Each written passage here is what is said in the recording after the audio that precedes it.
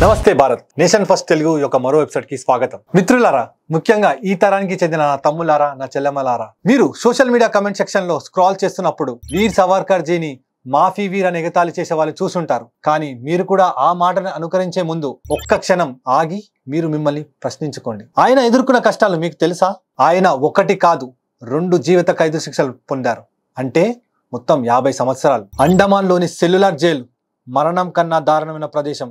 చీకటి గదులు, సూర్యకాంతి లేదు, వినిపించేది తన ఊపిరి శబ్దం, కాళ్ళకు కట్టిన ఇనుప సంఖ్యల శబ్దము మాత్రమే. ఆయనను ఎద్దులా తైల యంత్రాన్ని కట్టేసి రక్తం కారే చేతులతో ఆహారం లేకుండా నూనె దంచమని బలవంతం చేశారని మీకు తెలుసా? ఆయన ఆ నరకం మధ్యలో తన చుట్టూ గోడలే తప్ప మరేమీ లేని స్థితిలో ఆయన గోలతో తన రక్తంతో కూడిన జైలు గోడలపై కవితలు రాశాడు. ఆ స్థాయి ధైర్యం ఈ రోజుల్లో ఎవరైనా ఊహించగలరా? మీరు వింటున్న ఆ క్షమాభిక్ష పిటిషన్లు మీరు నిజమని అనుకుంటున్నారా? అవి ఆయన స్వేచ్ఛ కోసమని కూడా అనుకుంటున్నారా? కాదు మిత్రులారా, అవి ఒక వ్యూహం. భారత్ కు తిరిగి వచ్చి ఇక్కడే స్వతంత్ర పోరాటం కొనసాగించాలనే ఉద్దేశంతో వేసిన అడుగులు. అక్కడ ఒక్క చీకటి గదిలో మృత్యువులా కుళ్ళిపోతూ ఆయన స్వరాన్ని ఎవ్వరు వినలేని స్థితిలో కూర్చోవడం కంటే భారత్ కి చేరి పోరాడటం ముఖ్యమని ఆయన భావించారు. ఇది బలహీనత కాదు, ఇది దూరదృష్టి వ్యూహం, దేశభక్తి.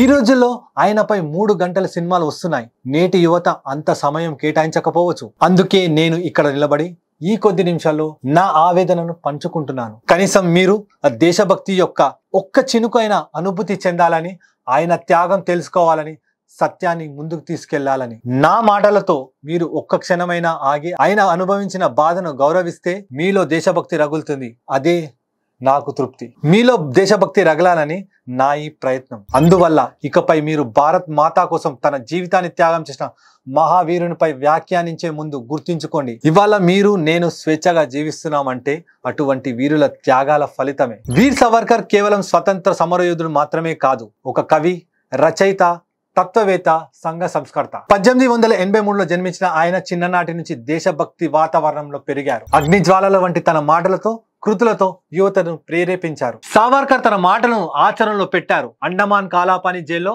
2 జీవిత ఖైదులు, మొత్తం 50 సంవత్సరాలు శిక్ష విధించబడ్డారు. హిందూ సమాజానికి ఆయన చేసిన గొప్ప కృషి, ఆయన ఇచ్చిన హిందూ నిర్వచనం. సింధు నుండి సముద్రం వరకు ఈ భూమిని తన పితృభూమిగా, పుణ్యభూమిగా భావించిన ప్రతి ఒక్కడు హిందువు. ఈ సులభమైన కానీ గాఢమైన నిర్వచనం సనాతన ధర్మం, శైవం, వైష్ణవం, శాక్తం, సిక్కిజం, బుద్ధిజం, జైనిజం ఒకటే అనే భావనలుగా ఏకం చేసింది. బ్రిటిష్ కలోనియల్ పాలనలో అవమానాలు ఎదుర్కొంటున్న సమయంలో ఆయన హిందువులలో గర్వం, ఆత్మవిశ్వాసం నింపారు. శివాజీ, మహారాణా ప్రతాప్, గురు గోబింద్ సింగ్ వంటి వీరులను గుర్తు చేశారు. హిందూ మహాసభ అధ్యక్షుడిగా ఆయన రాజకీయంగా హిందూ హక్కుల కోసం గొంతు వినిపించారు. ఆయన హిందుత్వ భావన ద్వేషం గురించి కాదు, ఆత్మగౌరవం, ఏకత్వం, శక్తి గురించి. సామాజిక సంస్కర్తగా ఆయన జాతీయ వివక్ష, అంటరానితనాన్ని వ్యతిరేకించారు.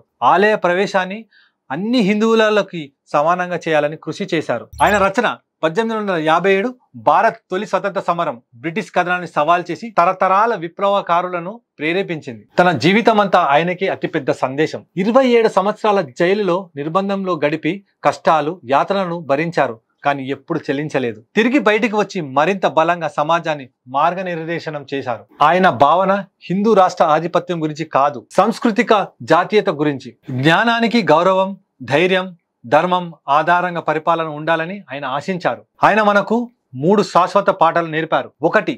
కార్యాచరణలో నిర్భయత్వం, అన్యాయానికి తల వంచవద్దు. 2. హిందువుల ఏకత్వం, ఐక్యత సమాజమే శక్తివంతం అవుతుంది. 3. సంస్కృతి పట్ల గర్వం, మన ధార్మిక మూలాలే మన బలం. ఆయనని స్మరించేటప్పుడు ఆయన మాటలు, చేతల నుండి స్ఫూర్తి పొందుదాం. గర్వం, ఏకత్వం, ధైర్యంతో జీవిద్దాం. స్వతంత్ర వీర్ సావర్కర్ కేవలం పేరు కాదు, ఆయన ఒక ఆలోచన, ఒక ఉద్యమం, ఒక భారత హృదయంలో దహించే అగ్ని. ఇలాంటి మరిన్ని అప్డేట్స్, వార్తలు, విశ్లేషణల కోసం మా నేషన్ ఫస్ట్ తెలుగు ఛానల్ని సబ్స్క్రైబ్ చేయండి. మా వీడియోలను లైక్ చేయండి, షేర్ చేయండి. మీ అభిప్రాయాన్ని కామెంట్స్ రూపంలో తెలియజేయండి. త్వరలో మరో ఎపిసోడ్లో కలుద్దాం. జై హింద్, జై భారత్, జై వీర్ సావర్కర్.